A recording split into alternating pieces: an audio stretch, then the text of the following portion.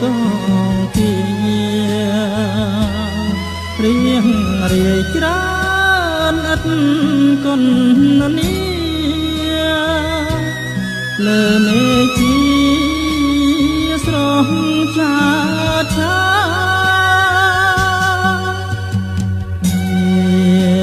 ត្រីត្រជាងវិយោធ្លះពីអាយបោកចងរុក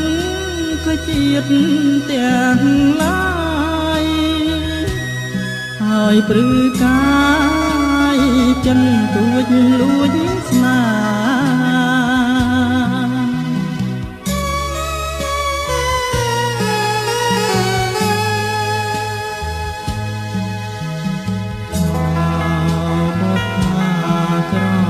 ពុំ